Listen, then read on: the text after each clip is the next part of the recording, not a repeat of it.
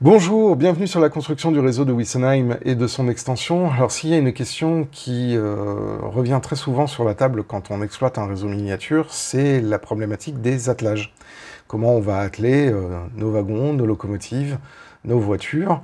Et même si j'ai eu l'occasion d'en parler à de nombreuses reprises sur la chaîne de Wessenheim, il y a toujours des moments où on se pose la question de savoir si, un, on a fait le bon choix en termes de stratégie d'attelage, et deux, est-ce que finalement certains attelages ne vaudraient pas plus le coup que d'autres?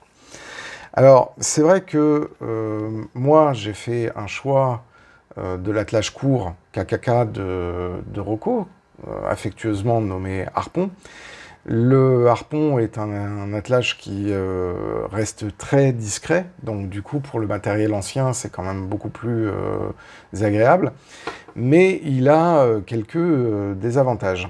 Le premier désavantage, c'est que la tête du harpon est assez souple et a tendance à se déformer, donc elle est fragile. Et donc avec le temps, il faut faire des révisions, il faut titiller l'attelage, lui redonner un petit peu sa forme, parce qu'effectivement, quand il se prend des chocs, cet attelage-là est quand même relativement fragile. Il y a l'attelage Profi de Fleischmann, dont j'ai déjà eu aussi l'occasion de parler, qui lui a le mérite d'être beaucoup plus robuste et de faire une liaison rigide beaucoup plus importante, mais qui a le désavantage d'être très très massif et loin d'être discret. Et puis ensuite, après, il y a les attelages à boucle qui sont totalement obsolètes, mais qui sont encore très très répandus, notamment quand on achète du nouveau matériel ou du matériel d'occasion.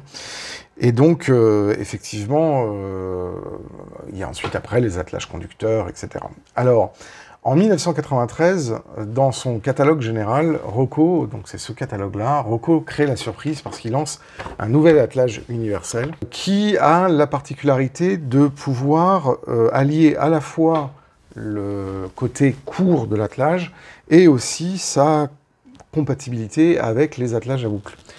Donc du coup, voilà, donc là vous avez l'attelage à boucle et puis vous avez le Goldorak. Et donc du coup, effectivement, en utilisant cet attelage-là, eh bien, vous pouviez, à la différence des attelages autres de l'époque, faire cohabiter du harpon et du Marklin à boucle, puisque la boucle a été inventée par Marklin. Donc ça, c'est vraiment l'attelage typique de Marklin à la base, jusque dans les années 80.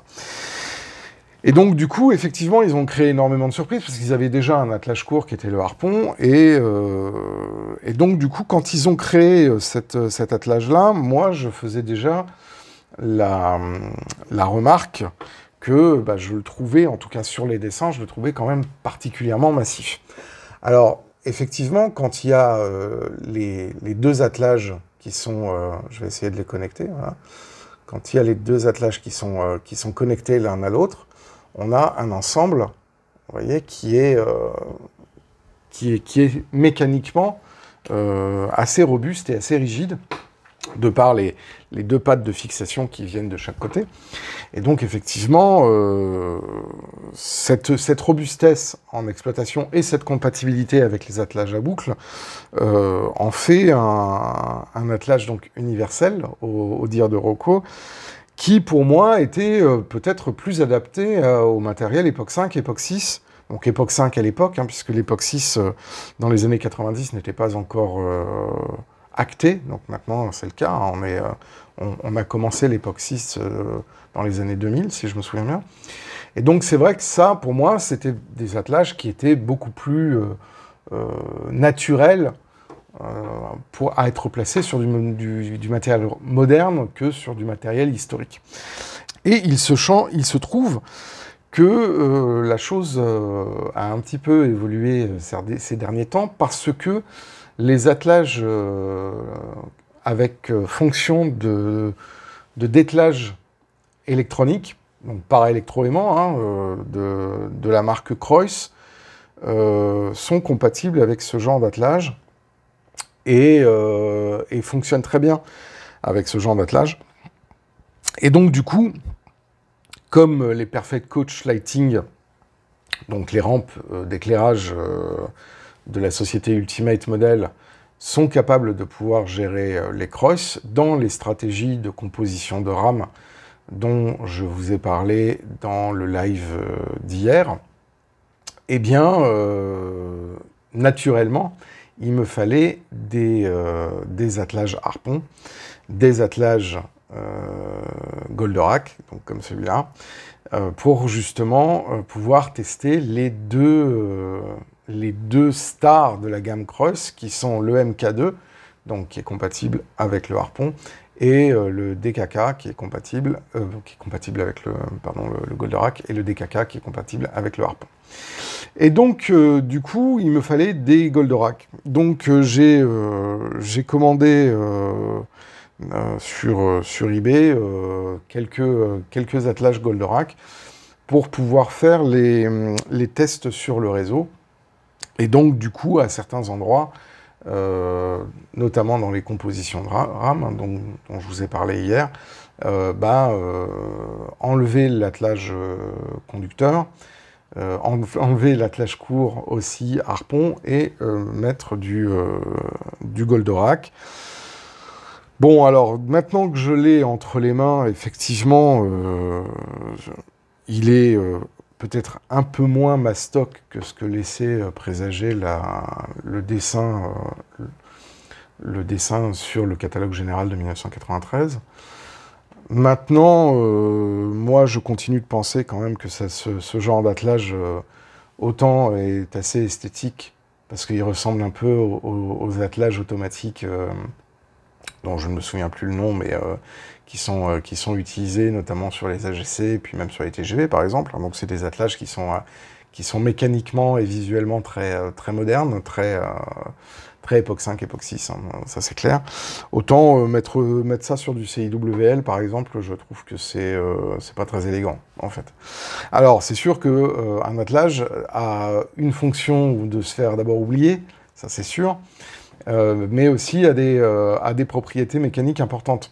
C'est-à-dire qu'il faut qu'il soit en capacité de pouvoir tracter le matériel roulant dans toutes les circonstances et aussi dans toutes les configurations du réseau. L'attelage harpon, comme je vous le disais, a des qualités en termes d'attelage court, mais a quelques faiblesses, notamment quand les attelages sont fatigués et en rampe, quand on n'est pas tout à fait aligné entre les deux timons d'attelage, parce que bien évidemment, la topologie en fait de votre réseau fait que certains attelages peuvent perdre de leur efficacité, et c'est le cas du harpon dans certains cas. Donc il faut être très très attentif à sa géométrie de voie. Je pense que ce genre d'attelage justement est beaucoup plus permissif, parce que, comme il est, d'ailleurs, il a exactement à ce niveau-là les mêmes caractéristiques que les boucles Marklin, c'est que justement, une fois qu'il est solidarisé, il donne une très très bonne rigidité et la possibilité d'avoir quelques degrés de liberté sur les angulaires sans provoquer son dételage.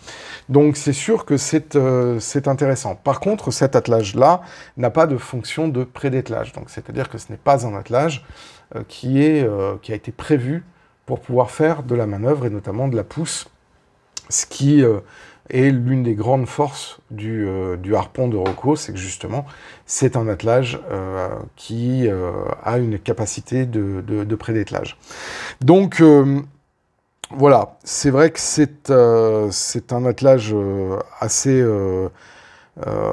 moderne, assez intéressant. Je vais donc dans des vidéos ultérieures vous montrer le déploiement de cet attelage en combinaison avec le Cross, puisque pour moi il n'a d'intérêt que parce qu'il est compatible avec le Cross, et que c'est plus facile de mettre un Goldorak en face d'un Cross que de faire la modification de la boucle pour pouvoir utiliser le Cross.